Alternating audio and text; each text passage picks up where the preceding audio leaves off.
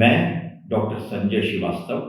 Hind Institute of Medical Sciences Safedabad Barabanki के अस्थि रोग विभाग में फैकल्टी में हूँ और आज आपसे एक बहुत ही सामान्य बीमारी मधुमेह या डायबिटीज में अस्थि मांसपेशी तंत्र पे होने वाले प्रभावों से अवगत कराना चाहता हूँ। आपको जैसा मालूम है कि आज के जमाने में डायबिटीज की बीमारी एक अभिशाप के रूप में उभर रही है और डायबिटीज जो है ये शरीर को धीरे धीरे कमजोर करती जाती है और आपको मालूम ही है कि इसके सबसे ज्यादा दुष्प्रभाव हार्ट पे, हृदय पे, गुर्दों पे, आंखों पे, मस्तिष्क पे और यहाँ तक कि जो नसें होती हैं उन पे पड़ते हैं। लेकिन इनके साथ साथ अस्थि मांसपेशी तंत्र पे भी ये प्रभाव डालती हैं। हालांकि अस्थि मांसपेशी तंत्र पे होने वाले प्रभाव जीवन के लिए खतरनाक नहीं होते, लेकिन क्योंकि ये लंबे समय तक चलते हैं तो आपके जीवन की गुणवत्ता को, क्वालिटी ऑफ लाइफ को ये बहुत ज्यादा प्रभावित करते हैं। डायबिटीज में जो अस्थि मांसपेशी तंत्र के प्रभाव होते हैं वो मुख्यतः शुगर के बढ़े होने से, खासकर अगर शुगर अनकंट्रोल्ड रहती है, नियंत्रण में नहीं है, उनमें ज्यादा देखे जाते हैं। और डायबिटीज में इन्फ्लेमेशन यानी सूजन की बढ़ोतरी देखी जाती है, जिसकी वजह से यह अस्थि मांसपेशी तंत्र प्रभावित होता है और साथ साथ जो शरीर की रोग प्रतिरोधक क्षमता है या रोग प्रतिरोधक प्रणाली है वो थोड़ा सा काम करना कम कर देती है, जिसकी वजह से ये सब बीमारियां देखी जाती है। बात करें कौन कौन सी बीमारियां होती हैं, तो शरीर के जितने भी सॉफ्ट टिश्यूज यानी मुलायम ऊतक हैं उनके अंदर ये डायबिटीज कॉन्ट्रैक्चर्स यानी उनको कस देती है, सिकोड़ देती है, जिसकी वजह से आपके हाथ की उंगलियों का मूवमेंट रुक जाता है, कम होता है, जिसको हम लोग अपनी मेडिकल भाषा में डायबिटिक स्टिफ हैंड कहते हैं। या नसों की सूजन की वजह से कभी कभी ट्रिगर फिंगर या ट्रिगर थंब भी देखा गया है।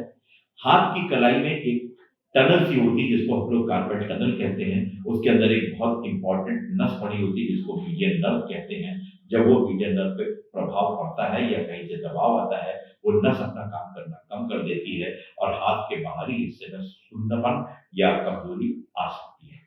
इसके अतिरिक्त डायबिटीज के मरीजों में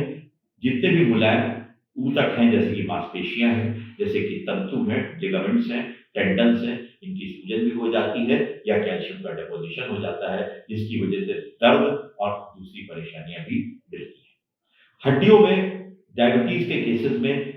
हड्डी कमजोर होने की समस्या अक्सर देखी जाती है, जिसको हम लोग ऑस्टियोपोरोसिस कहते हैं। इसमें हड्डियां कमजोर हो जाती हैं, भंगुर हो जाती हैं और जरा सी चोट से टूट जाती है। तो बेवजह हड्डी का टूटना, ज्यादा टूटना और देर से भरना, ये हड्डी के संबंध में डायबिटीज के रोगियों में देखा जाता है। जोड़ों की बात करें तो चूंकि शरीर की रोगी प्रतिरोधक क्षमता कम हो जाती है, जिसकी वजह से रूमेटॉइड आर्थराइटिस अक्सर ज्यादा देखी जाती है, खासकर युवाओं में और बुजुर्गों में उम्र के साथ होने वाली गठिया मर्ज भी देखा जाता है। डायबिटीज की वजह से गुर्दे अक्सर प्रभावित हो जाते हैं, जिससे कि यूरिक एसिड शरीर में बढ़ जाता है और वो यूरिक एसिड जब जोड़ों में जाके जमा हो जाता है तो गाउट मर्ज को जन्म दे देता है।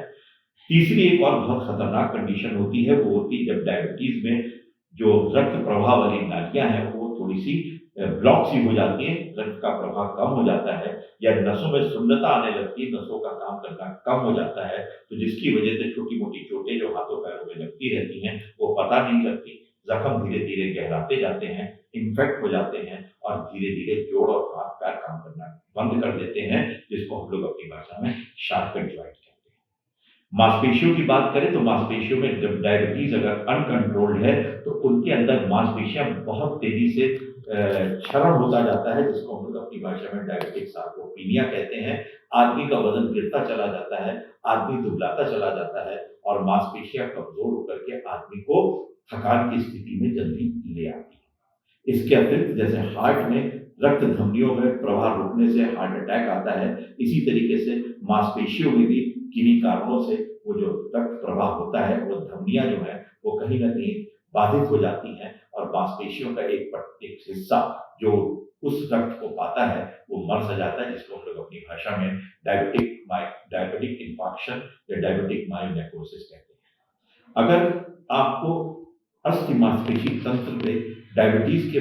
होने वाले प्रभावों से बचना है, तो आपको अपने शुगर को हर हालत में नियंत्रित रखना है, चाहे जीवन शैली में परिवर्तन कर, चाहे दवाइयाँ लेकर के या इंसुलिन लेकर के शुगर को कंट्रोल रखना है, नंबर 1। नंबर 2, सचेत रहना है कि छोटे-छोटे कट या चोटें न लगने पाएँ, क्योंकि अगर नसें कमज़ोर हैं, तो वो ज़ख्म गहरे होकर के आपको परेशान कर सकते हैं। और तीसरी बात, अगर कोई भी लक्षण हड्डी में, मांसपेशियों में, जोड़ों में आपको नज़र आता है और आप डायबिटीज़ के रोगी भी हैं, तो समय रहते अपने डॉक्टर से परामर्श ले लें, उचित इलाज ले लें, ताकि आपके ये परेशानियाँ क्रॉनिक स्टेज में न एंटर करने पाएँ और आप एक सुखद जीवन, लंबा जीवन